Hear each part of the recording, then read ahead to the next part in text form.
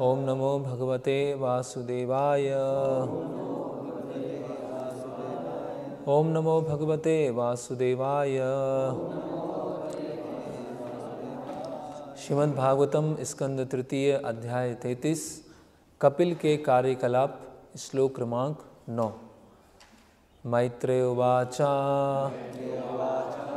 ईडितः भगवान् एवं कपिल आख्यः परः पुमान् वाचा अविक्लव्यः इति आह मातरं मातृवत्सलः। मैत्रेय उवाच ईडितो भगवानेवं कपिलाख्या परः पुमान् वाचा विक्लवयेत्याह मातरं मातृवत्सलः। शब्दार्थ। मैत्रेय उवाच,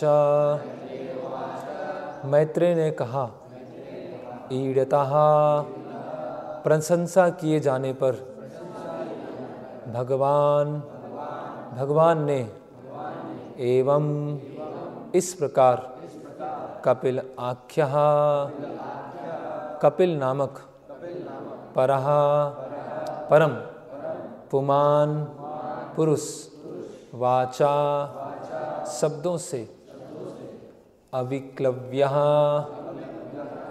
गंभीर, इति इस प्रकार, आह उत्तर दिया, मातरम अपनी माता को, मातृवत्सलः अपनी माता का दुलारा। अनुवाद एवं तात्पर्य कृष्ण कृपा मूर्ति अभय चरणारविंद भक्ति वेदांत स्वामी शिला प्रभुपाद जी द्वारा अनुवाद। इस प्रकार अपनी माता के शब्दों से प्रसन्न होकर मातृवत्सल भगवान कपिल ने गंभीरता पूर्वक उत्तर दिया। तात्पर्य, चूँकि भगवान सर्वपूर्ण है, अतः अपनी माता के प्रति उनका स्नेह का प्रदर्शन भी पूर्ण था। अपनी माता के शब्दों को सुनकर उन्होंने अत्यंत आदरपूर्वक, गंभीरता तथा शिष्टता के साथ उत्तर दिया। ओम अज्ञानतिमिरन्धस्य ज्ञानंजनं शलाकया चक्षुरुन्मिलितं येन तस्मै श्री गुरुवे नमः। श्री चैतन्य मनोभीष्टं स्थापितं येन भूतले स्वयं रूप कदा मह्यं ददाति स्वापदान्तिकं। वन्देऽहं श्रीगुरो श्रीयुतपदकमलं श्रीगुरून् वैष्णवांश्च श्रीरूपं साग्रजातं सहगण रघुनाथान्वितं सजीवं साद्वैतं सावधूतं परिजनसहितं कृष्ण चैतन्य देवं श्री राधा कृष्ण पादान सहगण ललिता श्री विशाखान्वितांश्च। नमः ओं विष्णुपादाय कृष्ण पृष्ठाय भूतले श्रीमते भक्ति वेदांत स्वामीति नामने। नमस्ते सारस्वते देवे गौरवाणी प्रचारणे निर्विशेष शून्यवादी पाश्चात्य देशे तारणे। जय श्री कृष्ण चैतन्य प्रभु नित्यानंद श्री अद्वैत गदाधर श्रीवासादि गौर भक्त वृंद। हरे कृष्णा कृष्ण कृष्ण हरे हरे, हरे राम राम राम हरे हरे। हरे कृष्ण। यहाँ पर हम सांख्य योग के बारे में वर्णन कर रहे हैं और जो भगवान कपिल हैं अपनी माता देवहूति को बहुत ही विस्तार से कैसे भौतिक प्रकृति क्रियाशील होती है, उसका निर्माण कैसे होता है, और जो बद्ध जीव है वो किस तरह से इस भौतिक जगत में 3 गुणों के द्वारा फंसा हुआ है, एक गृहस्थ और गृहमेधी की स्थिति क्या है। तो ये विस्तार से वर्णन करने के पश्चात माता देवहूति उनके जो पुत्र हैं उनको प्रार्थनाएं अर्पण करती हैं, उनका गुणगान करती हैं इस अध्याय के प्रारंभ में। तो आज का जो श्लोक है उसमें जब भगवान कपिल अपनी माता देवहूति की प्रार्थनाएं और प्रशंसा को सुनते हैं, उसके पश्चात भगवान कपिल उत्तर देना प्रारंभ करते हैं, है ना। तो यहाँ पर बताया गया है मातरम मातृवत्सला, कि भगवान कपिल क्या है, मातृवत्सल है ना, अपने माता के दुलारे। तो भगवान का एक शब्द आता है भक्त वत्सल है ना। भक्त वत्सल मतलब जैसे एक गाय का और एक बछड़े का संबंध होता है, वो एक समझाने के लिए है। वास्तव में भगवान का और उनके भक्तों का उसकी कोई तुलना नहीं है, उसका कोई कंपैरिजन नहीं है। तो भौतिक जगत से थोड़ा मिलता जुलता कोई चीज़ है तो उसको ले लिया जाता है, लेकिन वास्तव में वो उदाहरण भी अपने आप में कंप्लीट नहीं होता है।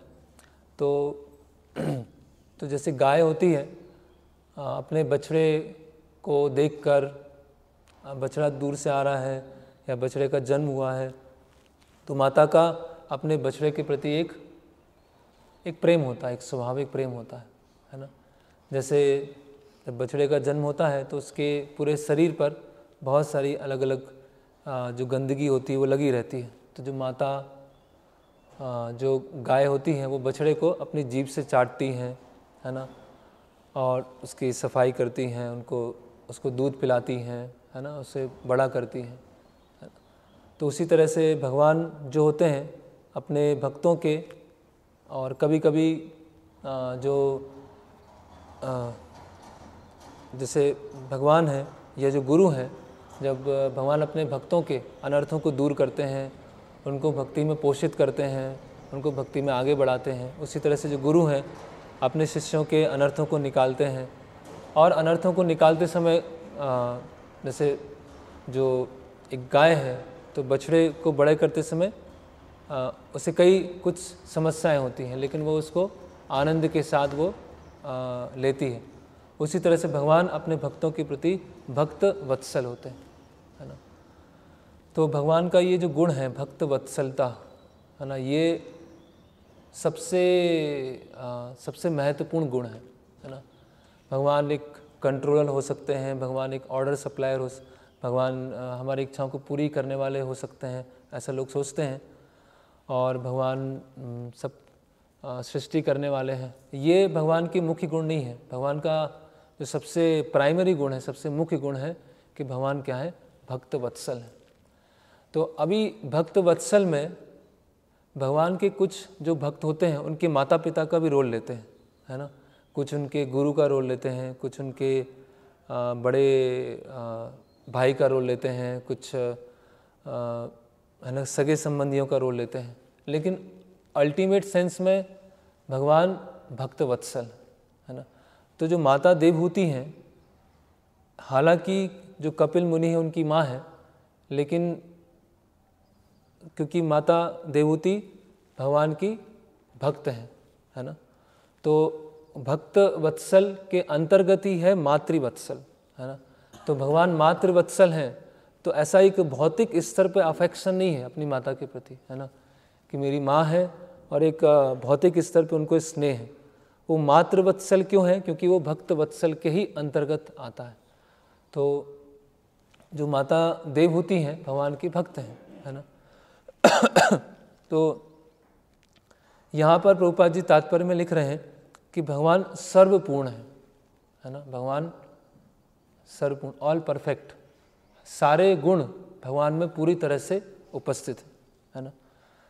जब हम वो जो श्लोक आता है, यदा यदा ही धर्मस्य ग्लानिर्भवति भारत अभ्युत्थानाम धर्मस्य तदात्मानाम सृजाम्यहम् है ना, कि भगवान अपने बार बार अवतार लेते हैं। तो भगवान जब किसी अवतार में कुछ गुणों को प्रदर्शित करते हैं तो पूरी तरह से प्रदर्शित करते हैं। जैसे नरसिंह देव के रूप में आए तो भगवान ने अपना पूरी तरह से क्रोध को प्रदर्शित किया, इतना क्रोध कि देवी देवता हैं, सिद्ध हैं, चारण हैं, कोई भी उनके क्रोध को शांत नहीं कर पा रहा। जब भगवान करुणा करते हैं तो पूरी तरह से खुल के करुणा करते हैं, जैसे चैतन्य महाप्रभु है ना, पूरी तरह से करुणा कर रहे हैं।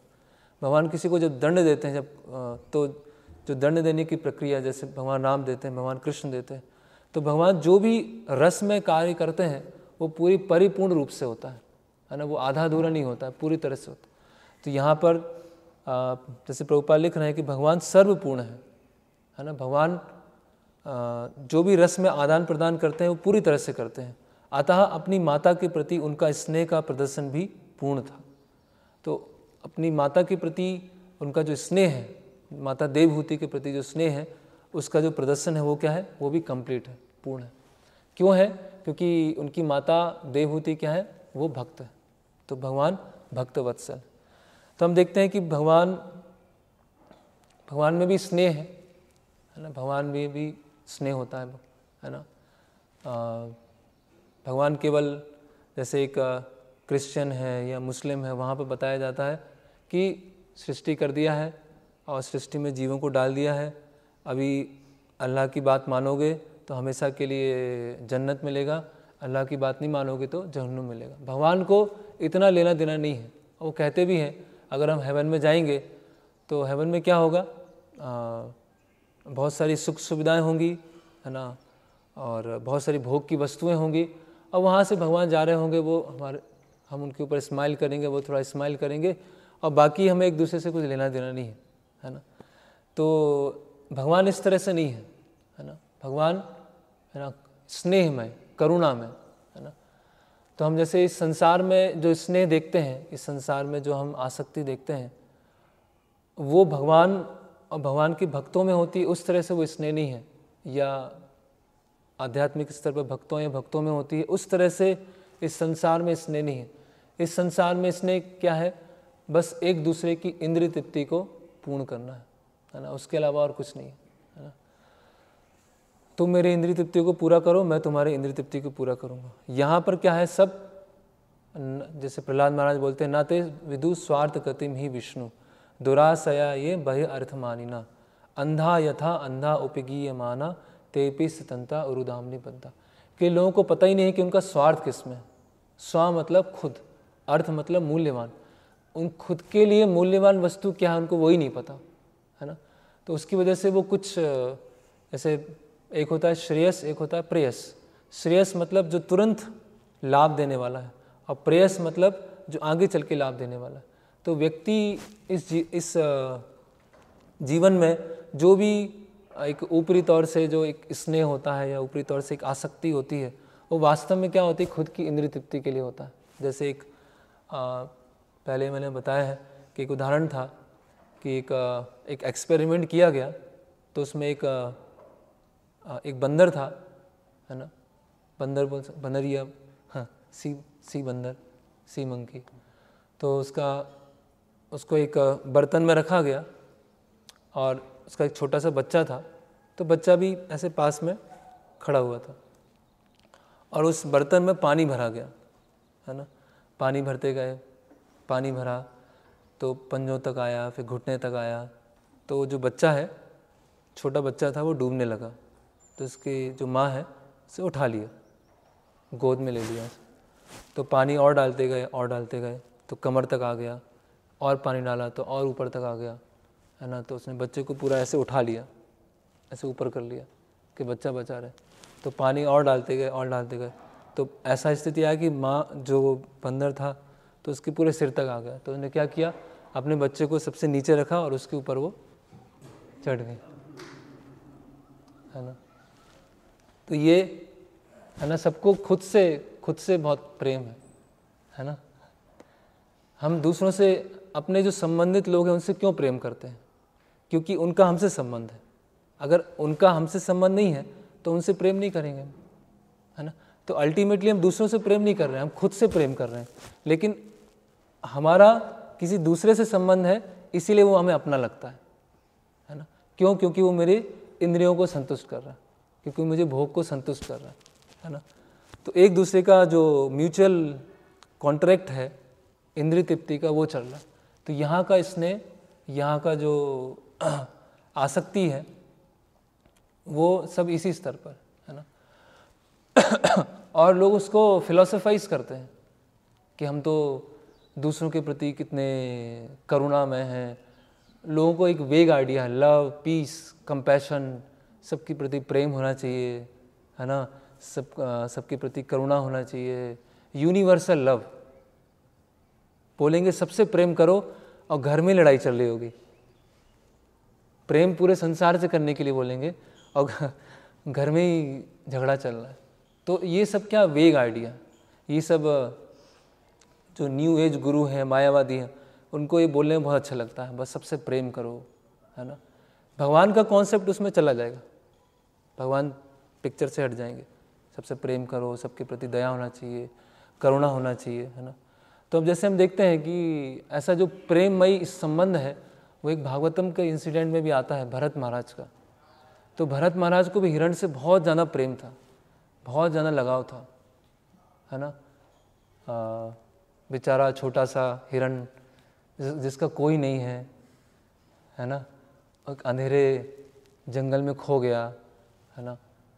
तो भरत महाराज कितने उन्नत स्तर पर, है ना, कि अपना राज्य पूरा भारतवर्ष उसको छोड़ दिया, अपने बच्चों को छोड़ दिया, अपने कोष को छोड़ दिया, सबको छोड़ दिया, और आके क्या है, जंगल में है और साधना कर रहे हैं।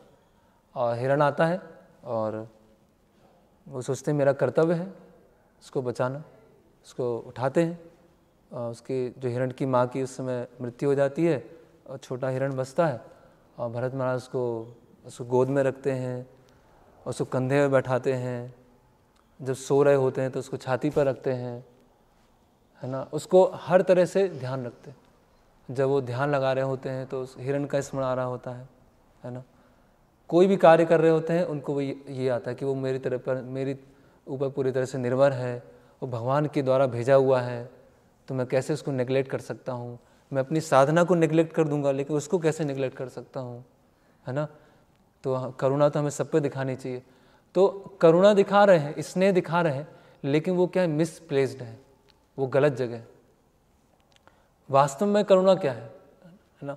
तो वो उस चीज़ को भूल गए, वो सब कुछ अपना त्याग के आए और यहाँ पर आए और हिरण के ऊपर उन्हें करुणा दिखाया। लेकिन वास्तव में क्या होता, हिरण को लेते, हिरण को रखते और फिर उसे जंगल में छोड़ देते, जिससे वो वहाँ पर बड़ा हो जाता।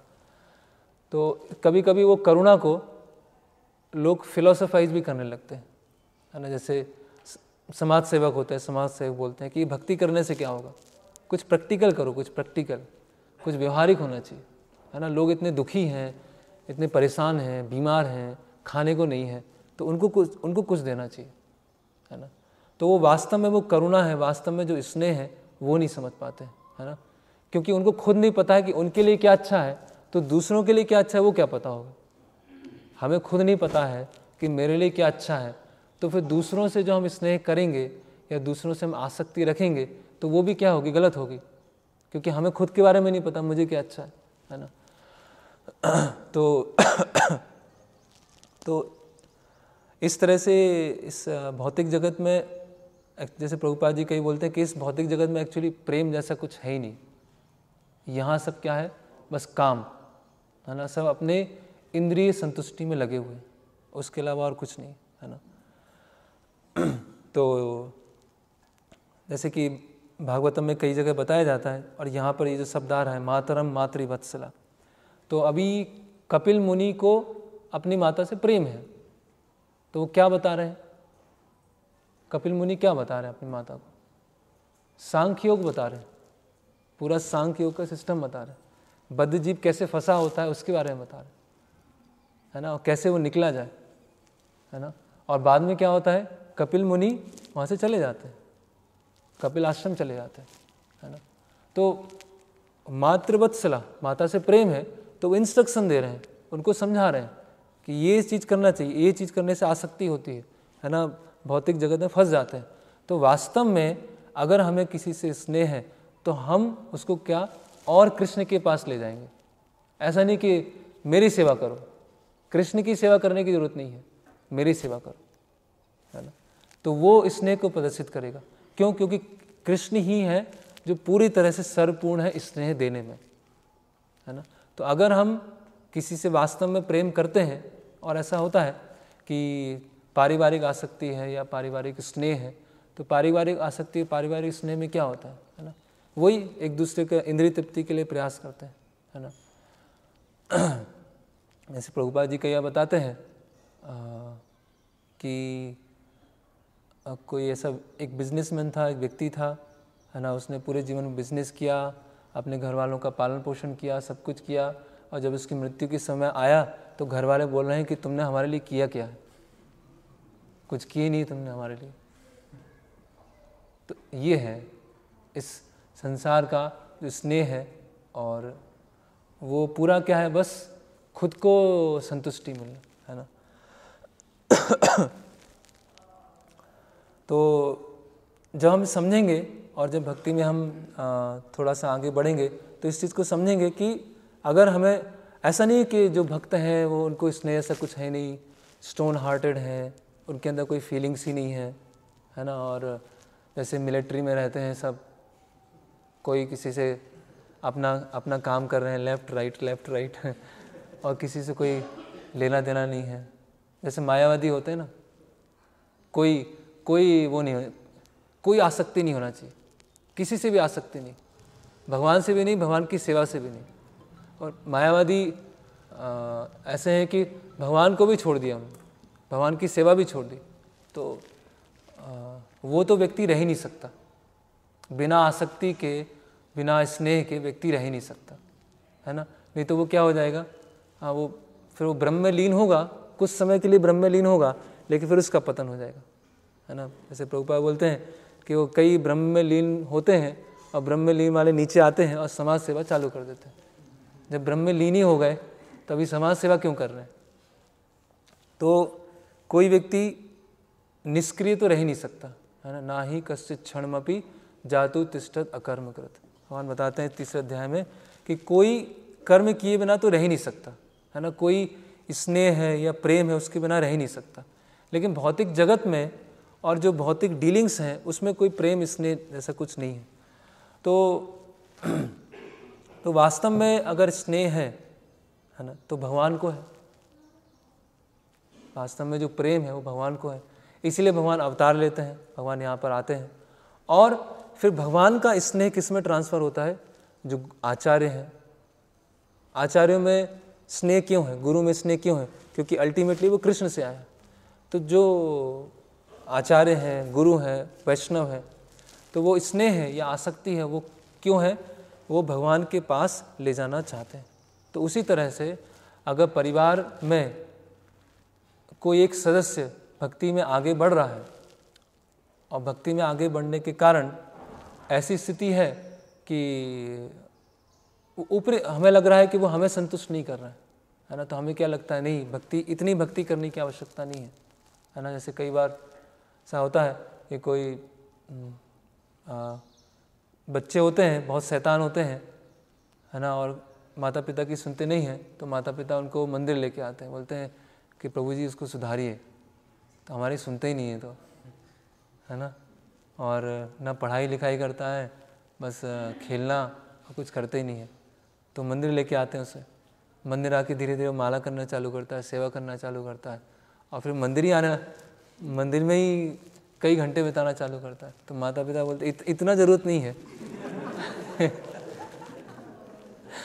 इतनी भक्ति नहीं चाहिए था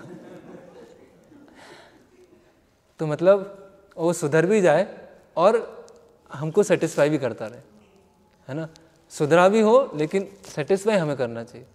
तो फिर तो वास्तव में जो स्नेह है वो क्या है, तो हम देखते हैं एक बहुत अच्छी भागवतम के 10वें स्कंद में एक लीला आती है, ब्रह्म विमोहन लीला। उसमें काफ़ी विस्तार से बताया गया है कि कैसे भगवान हर जीव के साथ स्नेह करते हैं, है ना, कैसे हर जीव की इच्छा को भगवान पूरा करते हैं, है ना। तो ये और इस लीला के माध्यम से हम कई चीज़ें समझेंगे कि हर जीव का भगवान के साथ एक व्यक्तिगत संबंध है। तो ऐसा होता है कि भगवान एक बार जाते हैं बछड़ों को चराने के लिए, और बछड़ों को चराते चराते यमुना नदी के पास में पहुंचते हैं, और वहाँ पर लंच ले रहे होते हैं अपने सखाओं के साथ में, है ना। और बछड़ों को छोड़ दिया जाता है कि बछड़े जो हैं वो घास चरने जंगल में चले जाएं।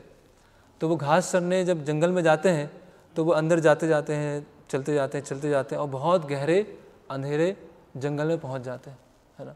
तो जो सखा होते हैं, ग्वाल होते हैं, उनको चिंता हो जाती है कि बछड़े कहाँ चलेगा, है ना। तो भगवान बोलते हैं कि आप लोग चिंता मत करो, यहाँ अच्छी तरह से आप प्रसाद लो और मैं बछड़ों को लेके आता हूँ, है ना। तो भगवान जंगल में जाते हैं, जंगल में प्रवेश करते हैं, और जंगल में प्रवेश जब करते हैं तो बछड़े मिलते नहीं हैं। बछड़े कहाँ चले गए, काफ़ी अंदर जाते हैं। तो भगवान सोचते हैं कि अभी क्या किया जाए। फिर वो वापस आते हैं और जहाँ पे सब लंच ले रहे थे वहाँ पहुँचते हैं तो वहाँ भी कोई नहीं है ना। तो भगवान सोचते हैं कि बछड़े भी नहीं हैं, सखा भी नहीं है। तो भगवान समझ जाते हैं कि ये किसने ये किया। और जैसे ही भगवान तो पहले ही से पता था ऐसा होने वाला है, तो भगवान क्या करते हैं, अपना विस्तार करते हैं कई बछड़ों में और ग्वाल बालों में।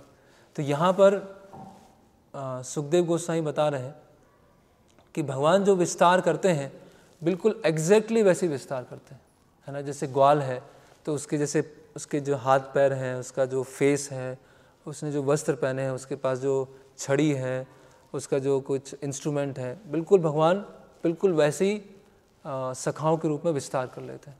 और जो गाय है, गाय बछड़ों की जो आदत है, कोई जो बछड़ा है किसी के पास अलग अलग रंग बने हुए हैं, किसी ने अलग अलग आभूषण पहने हुए, भगवान उसी तरह से विस्तार कर लेते हैं। फिर जब संध्या का समय होता है तो फिर लौटते हैं। अभी वहाँ पर जितने भी बछड़े हैं या जितने भी वहाँ पर सखा हैं वो सब क्या है, स्वयं कृष्ण है ना। तो जैसे ही वो वृंदावन में प्रवेश करते हैं, तो जैसे ही वृंदावन में प्रवेश करते हैं तो एक बहुत ही विचित्र वातावरण क्रिएट हो जाता है। क्या होता है कि जैसे ही बछड़े को देखती हैं तो गाय क्या है, बहुत तेज़ी से भागती है, तेज़ी से भागकर उनके बछड़े को ऐसे चाटना चालू करती है और अपना जो दूध है वो पिलाना चालू करती है।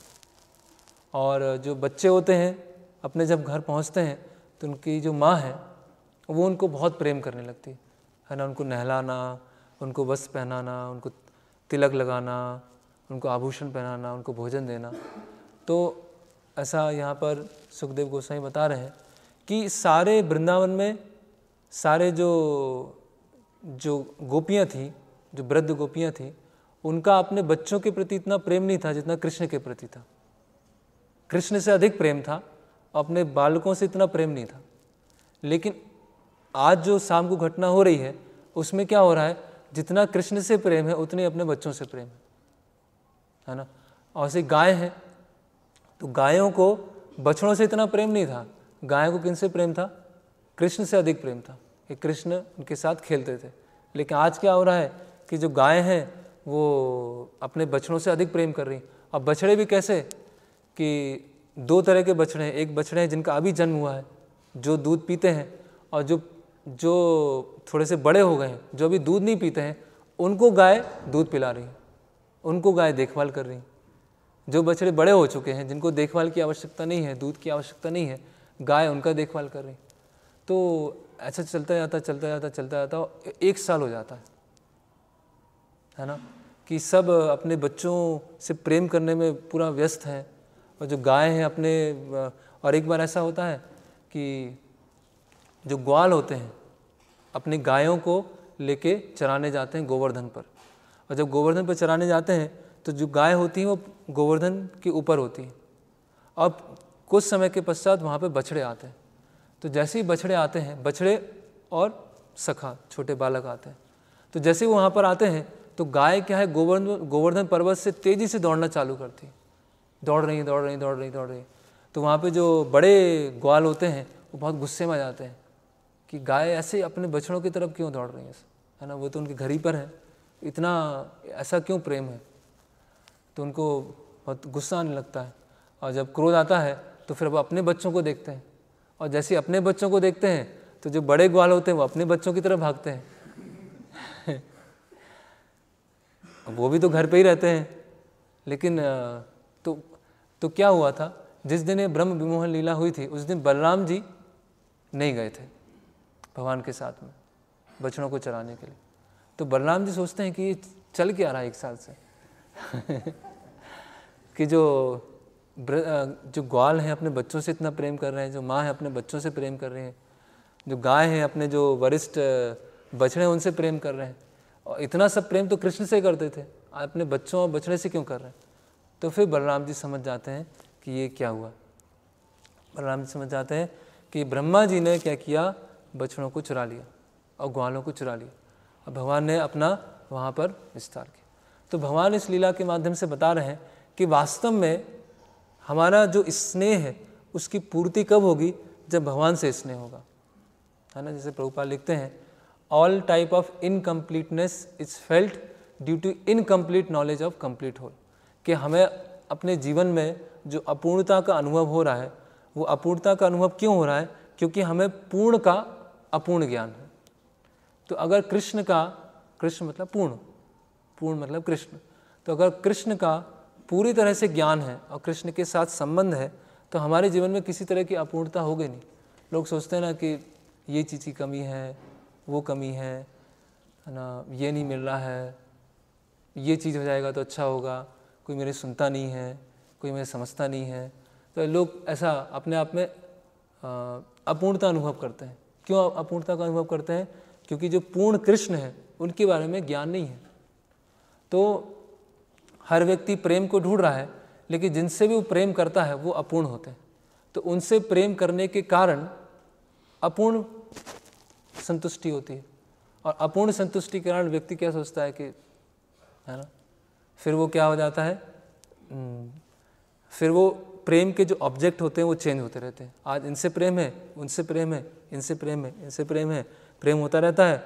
अब बाद में क्या होता है, वो किसी से प्रेम होता ही नहीं है, क्योंकि वो उसमें अपूर्णता है और खुद की इंद्रिय तृप्ति है। तो जब हम कृष्ण से प्रेम करते हैं, क्योंकि कृष्ण ही हमारे प्रेम का आदान प्रदान कर सकते हैं, और कोई नहीं कर सकता, और कृष्ण से संबंधित जो है वो हमारे प्रेम का आदान प्रदान कर सकते हैं। अन्यथा कृष्ण और कृष्ण से संबंधित उनको छोड़ दिया जाए, तो जिनसे भी हम प्रेम करेंगे, जिनसे भी स्नेह करेंगे, वहाँ केवल हमको फ्रस्ट्रेशन मिलेगा, अशांति मिलेगी, और हम खिन्नता का अनुभव करेंगे। तो भगवान ये लीला से बताते हैं कि गायों का भी प्रेम किनसे है? कृष्ण से है। जो ग्वालिन है उनका भी प्रेम किनसे है? अपने बच्चों से नहीं है, कृष्ण से। जो गोप हैं उनका भी प्रेम किससे? अपने बच्चों से नहीं, कृष्ण से, है ना। तो यस, हर कोई प्रेम को ढूंढ रहा है, लेकिन वो क्या है, मिसडायरेक्टेड है ना, वो सही ऑब्जेक्ट में वो नहीं ढूंढ पा रहा। तो यस, तो हम देखते हैं कि जैसे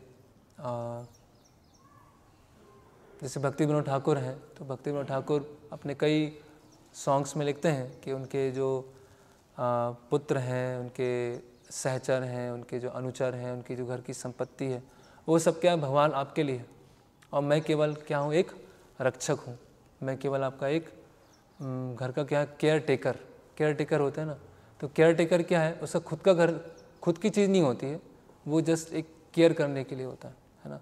तो उसी तरह से जो गृहस्थ आश्रम है, क्योंकि गृहस्थ आश्रम में ये भौतिक आसक्ति और भौतिक स्नेह ये बहुत झगड़ा होता है, बहुत ज़्यादा होता है ना। तो उससे निकलने का तरीका यही है कि पूरा सब कृष्ण भावना भावित बने। हम देखते हैं कि तीसरे स्कंद में आता है कि वहाँ पर वैकुंठ में भी परिवार होते हैं, वैकुंठ में भी बच्चे होते हैं, पति पत्नी होते हैं, लेकिन सबका आकर्षण का केंद्र कौन होता है? कृष्ण होते हैं, विष्णु होते हैं। उनका एक दूसरे के प्रति आसक्ति नहीं होती, एक दूसरे के प्रति आकर्षण नहीं होता है, क्योंकि एक दूसरे के प्रति आकर्षण होगा, भौतिक आकर्षण होगा, तो तुरंत वो क्या हो जाएंगे, भौतिक जगत में गिर जाएंगे, है ना। तो जैसे हम और भौतिक स्नेह के बारे में हम देख सकते हैं, और भी कई जगह भागवतम में इसके ऊपर खंडन किया गया। स्वयं फिर भरत महाराज आगे चल के जब जड़ भरत बनते हैं, तो पूरा पारिवारिक आसक्ति कैसी होती है उसको गहरे सघन वन की तरह बता रहे हैं, है ना। कि और चित्रकेतु महाराज के कथा में भी आता है ना, कि उनका पुत्र होता है, उनका कोई पुत्र नहीं होता है, और वो बहुत प्रयास करते हैं, और नारद मुनि आते हैं वहाँ पर, अंगिरा मुनि आते हैं, और उनको बोलते हैं कि आपको पुत्र होगा, लेकिन वो आपके सुख का भी कारण होगा और दुख का भी कारण होगा, हर्ष शोक। तो चित्रकेतु महाराज सोचते हैं कि ठीक है, बच्चा होगा तो प्रसन्नता तो होगी, लेकिन ठीक है वो बात नहीं सुनेगा, थोड़ा सा बदमाश होगा, तो थोड़ा शोक। तो बाद में जो चित्रकेतु महाराज की पहली पत्नी कौन थी? जिनकी शतद्रुति, तो जिनकी जो पहली पत्नी थी उनसे पुत्र का जन्म होता है, और पुत्र का नाम क्या रखते हैं? हर्ष शोक, जो राजा के हर्ष और शोक का कारण होगा। तो बाकी जो रानियां हैं उनमें द्वेष आ जाता है कि राजा का तो अपने पुत्र के प्रति और उसकी माँ के प्रति अधिक स्नेह, हमारे ऊपर तो राजा ध्यान ही नहीं दे रहे हैं। तो वो बाकी जो रानियां होती हैं वो पूरा षड्यंत्र रचती हैं और क्या करती हैं? और पुत्र को जहर दे देती, विष दे देती, और पुत्र की मृत्यु हो जाती। और मृत्यु होने के बाद जो कृतद्रुति मृत्यु होने के बाद क्या होता है कि राजा तो बिल्कुल पागल ही हो जाते हैं, है ना। और जो रानी होती वो भी एकदम पागल जैसी अवस्था में जाती है। तो जितना ज़्यादा वो स्नेह होता है, जितना ज़्यादा भौतिक स्नेह होता है, उतना हमें पीड़ा देता है, इतना हमें दुख देता है। हम देखेंगे जितना अधिक भौतिक आसक्ति उतना अधिक दुख, ये संसार का नियम है। जितना हम वस्तुओं से, लोगों से, परिस्थिति से हम भौतिक रूप से पूरे जकड़े हुए हैं, उतना हमें वो चीज़ क्या देगी? दुख देगी, है ना। तो फिर नारद मुनि, अंगिरा मुनि फिर आते हैं। एक्चुअली पहली बार जब नारद मुनि, अंगिरा मुनि आए तो वो समझाने आए थे कि ठीक है, कोई बात नहीं, पुत्र नहीं है, लेकिन वो समझने की स्थिति में नहीं थे। और बाद में फिर नारद मुनि, अंगिरा मुनि आते हैं, अभी वो दुखी हैं, है ना। तभी दुख के समय व्यक्ति थोड़ा सा तो कुछ सुनेगा, तो पुत्र के अंदर जो आत्मा चली गई थी पुत्र के शरीर से, वो आत्मा दोबारा आती और पुत्र क्या हो जाता है? वहाँ पर खड़ा हो जाता है। और पुत्र फिर चित्रकेतु महाराज बहुत प्रसन्न हो जाते हैं। उनकी जो माँ है कृतद्रुति, वो प्रसन्न हो जाती है कि मेरा पुत्र वापस आ गया। तो वो बोलते हैं कि आप कौन माता पिता है, कौन से माता पिता है, आप किन माता पिता के प्रति कर्तव्य की बात कर रहे हैं? मेरे तो और भी पहले भी माता पिता हुए हैं, और मैं आगे चल के दूसरे शरीर में जाने वाला हूँ, वहाँ भी माता पिता होंगे, तो किन के प्रति आप कर्तव्य के बारे में बात कर रहे हैं? तो जैसे ही चित्रकेतु महाराज सुनते हैं तो एकदम से वो सोचने लगते हैं कि ये क्या हो गया, है ना। और फिर उनको रियलाइज़ होता है, यस, वास्तव में। तो वो पुत्र काफ़ी विस्तार से बताते हैं, जैसे एक सोना होता है, आज सोना इस घर में है, उसको बेच दिया है, फिर दूसरे घर में चला गया, फिर उसका आदान प्रदान हुआ, तीसरे घर में चला गया। तो ऐसे सोना एक व्यक्ति के पास एक व्यक्ति से दूसरे व्यक्ति के पास में जाता रहता है। उसी तरह से जीव है, अलग अलग योनियों में, अलग अलग घरों में ऐसे वो जाता रहता है। और वो उसका उदाहरण देते, तिनके का उदाहरण देते हैं कि बहुत सारे तिनके होते हैं नदी में या समुद्र में, तो वो एक साथ में मिलते हैं, कुछ समय रहते हैं और फिर वो अलग अलग हो जाते हैं, है ना, फिर वो अपनी अपनी जगह चले जाते हैं। तो उसी तरह से वो, और एक उदाहरण और देते हैं कि जैसे रेस्टोरेंट है, तो रेस्टोरेंट में 5-6 लोग आते हैं, साथ में बैठ के कुछ खाते हैं, बातचीत करते हैं और फिर अपनी अपनी जगह चले जाते हैं, है ना। तो उसी तरह से ये जो परिवार है वो भी क्या है? एक क्षणिक है ना। तो अगर इस परिवार में रहते हुए हमने बहुत भौतिक आसक्ति, भौतिक स्नेह विकसित कर लिया है, तो वो हमको और अधिक पीड़ा देगा, बहुत ज़्यादा दुख देगा, है ना। और जैसे हमने चर्चा किया कि हम कोई ऐसा नहीं कि इमोशन लेस या अफेक्शन लेस भक्ति होना सिखाती। यस, हमें इमोशंस होना है, अफेक्शन होना है, प्रेम होना है, लेकिन जो हमारे परिवारजन हैं उनके प्रति प्रेम कैसे है कि उनको हम भक्ति में आगे बढ़ाने का प्रयास करें। अगर वो भक्ति में आगे बढ़ना चाहते हैं तो उनके हम बीच में ना आए। ऐसा नहीं बोलें कि मेरी सेवा ज़्यादा इम्पोर्टेंट है और कृष्ण की सेवा करने की आवश्यकता नहीं। ऐसा होता है, ये बहुत कॉमन है ना। ऐसे हम देखते हैं कि एक आदर्श गृहस्थ भक्त श्रीवास ठाकुर, उनके साथ भी ये सेम घटना होती है ना, कि चैतन्य महाप्रभु और उनके पार्षद श्रीवास आंगन में नृत्य कर रहे होते हैं, और नृत्य करते करते क्या होता है, श्रीवास ठाकुर के पुत्र की मृत्यु हो जाती है ना, और अंदर से कुछ रोने की आवाज़ आती है। तो श्रीवास ठाकुर देखते हैं कि क्या हो रहा है घर में, तो श्रीवास ठाकुर घर के अंदर जाते हैं, और जैसे अंदर पहुंचते हैं तो तो देखते हैं वहाँ पर कई माताएं हैं, वो रो रही हैं और बच्चा उसकी मृत्यु हो गई। तो श्रीवास ठाकुर क्या बोलते हैं कि देखो बिल्कुल भी रोने की आवाज़ नहीं आना चाहिए। चैतन्य महाप्रभु और नित्यानंद प्रभु यहाँ पर नृत्य कर रहे हैं, हमारे घर में संकीर्तन हो रहा है और आपको बिल्कुल भी यहाँ पर रोने की आवाज़ नहीं आना चाहिए। अगर रोने की आवाज़ आई तो आप लोगों को मैं यहाँ से निकाल दूंगा। तो अभी ऊपरी तौर से लगेगा कि कोई स्नेह ही नहीं है ना। बालक की मृत्यु हो गई है और श्रीवास ठाकुर क्या बोल रहे हैं कि चैतन्य महाप्रभु हमारे घर में है तो कोई अशुभ नहीं हो सकता है, कोई अमंगल नहीं हो सकता है ना। तो फिर श्रीवास ठाकुर आते हैं अपना जब मेन जहाँ पे चैतन्य महाप्रभु कीर्तन कर रहे होते हैं, तो कुछ समय होता है तो चैतन्य महाप्रभु बोलते हैं कि आज मुझे थोड़ा अच्छा ही लग रहा है कीर्तन में। तो श्रीवास ठाकुर बोलते कुछ जहाँ पे आप हैं वहाँ पे अशुभ क्या हो सकता है, वहाँ पे क्या अमंगल हो सकता है। तो जहाँ पे आप आ गए वहाँ पे लक्ष्मी देवी सब कुछ है। तो फिर नृत्य चालू होता है। फिर कुछ समय के बाद चैतन्य महाप्रभु बोलते हैं नहीं कुछ कमी लग रही है, क्या हुआ। तो दूसरे जो पार्षद होते हैं, एक का नाम में याद नहीं आ रहा है, वो बोलते हैं कि श्रीवास ठाकुर के पुत्र की मृत्यु हो गई। तो चैतन्य महाप्रभु बोलते हैं कि आपने बताया क्यों नहीं। तो श्रीवास ठाकुर बोलते हैं महाप्रभु बताने वाली क्या बात है, आप नृत्य कर रहे हैं, संकीर्तन हो रहा है ना। तो चैतन्य महाप्रभु बोलते हैं नहीं चलो मैं भी चलता हूँ देखने के लिए, है ना। तो चैतन्य महाप्रभु अंदर जाते हैं और देखते हैं कि उनका जो पुत्र है वो सोया हुआ है। तो चैतन्य महाप्रभु क्या करते हैं, थोड़ा सा ऐसे हाथ फेरते हैं सिर के ऊपर, तो वो जो पुत्र है वो बैठ जाता है। और पुत्र भी वैसे ही बताता है जैसे हर्ष चोक ने चित्रकेतु महाराज और कृतिदिति को बताया था, बिल्कुल सेम वही श्रीवास ठाकुर का पुत्र उनको बताता है।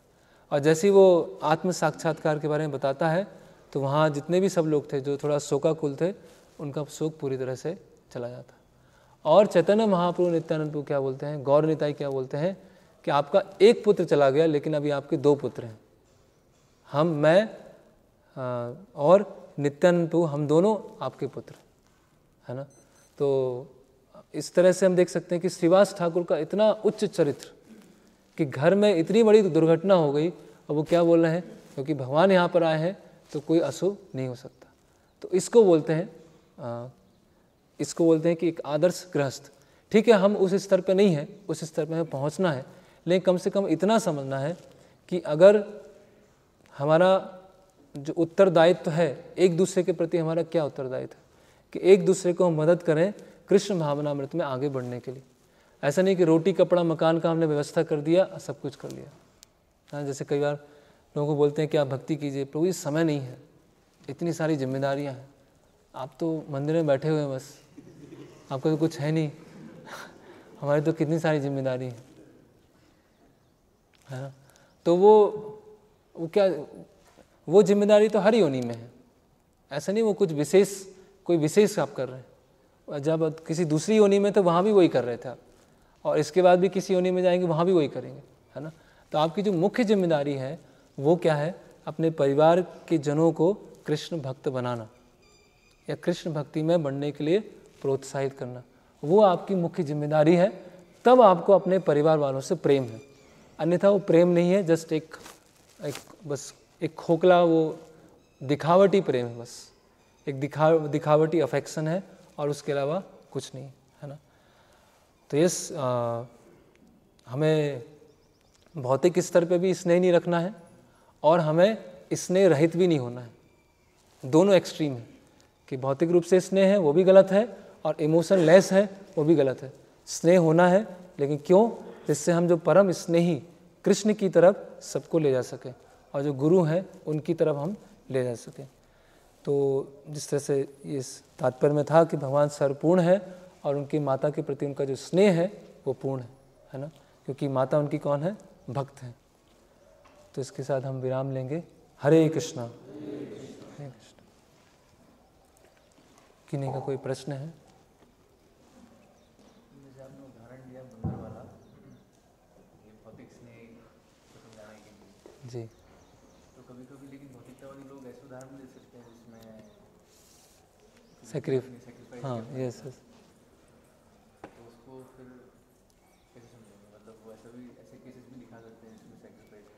रजनी जो प्रेम है उसमें फिर क्या बोल सकते हैं? तो प्रश्न यह है कि जो हमने उदाहरण देखा था बंदर वाला, कि जिसमें उसने अपने बच्चे को एक तरह से मार दिया और खुद वो अपना बचाव किया। लेकिन हम देखते हैं कि ऐसे भी कई उदाहरण होते हैं जिसमें खुद का जैसे हम देखते हैं कि बलिदान देते हैं, हमने देश के लिए बलिदान दिया है ना, हमने समाज सेवा के लिए बलिदान दे दिया, वो देखते हैं। लेकिन अंततः वो भी एक विस्तृत इंद्रिय तृप्ति है, क्योंकि हम उस देश से अपने आप की पहचान बनाए, है ना। हमने अपने उस समाज से या उस राष्ट्र से या उस परिवार से अपने आप की पहचान बना के रखी है। तो मुझे सेक्रीफाइस में वो आनंद मिल रहा है जिससे बाकी लोग, मैं सेक्रीफाइस क्यों कर रहा हूँ, जिससे बाकी लोगों की इंद्रिय तृप्ति मेंटेन रहे। मैं इसीलिए सेक्रीफाइस कर रहा हूँ। मैं क्यों दौड़ भाग कर रहा हूँ, क्यों खून पसीना कर रहा हूँ, क्यों? जिससे मैं भोग नहीं कर पा रहा हूँ लेकिन बाकी लोगों को भोग करते हुए मुझे प्रसन्नता होगी, इसीलिए मैं सेक्रीफाइस कर रहा हूँ।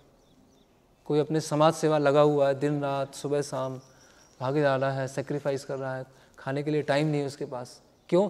जिससे बाकी लोगों को भोग करते हुए वो भोगी है वो, और कुछ नहीं। अगर वो कृष्ण की सेवा में नहीं लग रहे हैं तो भोग है, तो उनको देख के प्रसन्न होगा। हाँ, मतलब इतना उसने बलिदान कर दिया, क्यों किया है? जिससे वो लोग सुरक्षित रहें भोग करने के लिए।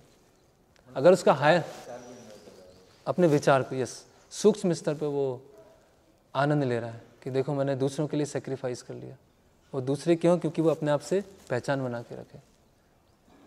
तो आज भारत के लिए सेक्रीफाइस किया और वही पाकिस्तान के बारे में सोच रहा है, ब्रिटेन के बारे में सोच रहा है।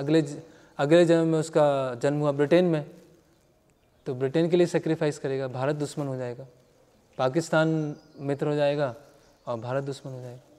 तो ये तो चेंज होता रहेगा। तो इस बलिदान कर रहे हैं तो सूक्ष्म स्तर पर आनंद भोग रहे हैं और दूसरों का भोग सुरक्षित रहे उसके लिए बलिदान कर रहे हैं।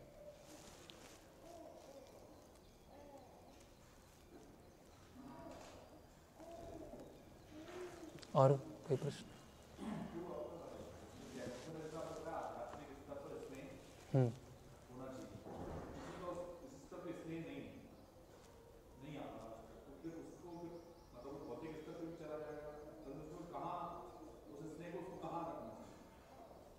नहीं, आध्यात्मिक स्तर में नहीं है तो वहाँ लाने का प्रयास करना चाहिए। ऐसा नहीं है कि आध्यात्मिक स्तर में नहीं आ रहा है तो हम भौतिक पे ही रखते हैं, तो वो बंधनकारी हो जाएगा, वो बाइंडिंग हो जाएगा, वो हमें दुख देगा आगे चल के, वो हमको और ज़्यादा पीड़ा देगा। तो हम समझें उसको, क्योंकि इसने मतलब उसका हित समझना। तो जब हमें अपना हित पता होगा तब तो सामने वाले का हित पता होगा। हमें अपना हित किस में लग रहा है कि हाँ मेरी इंद्रिय तृप्ति, तो सामने वाले का हित किस में? इंद्रिय तृप्ति में। लेकिन जब हम समझेंगे कि हमारा हित है कृष्ण की सेवा में, तो सामने वाले का भी हित है कृष्ण की सेवा में, तो वो फिर स्नेह होगा। अभी वो उस आध्यात्मिक स्नेह को स्वीकार नहीं कर रहा, वो अलग बात है।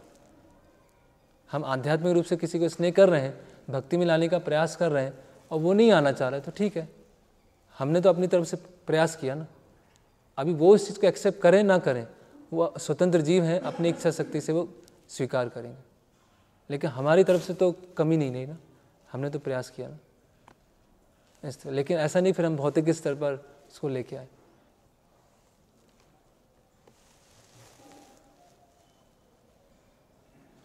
हरे कृष्णा।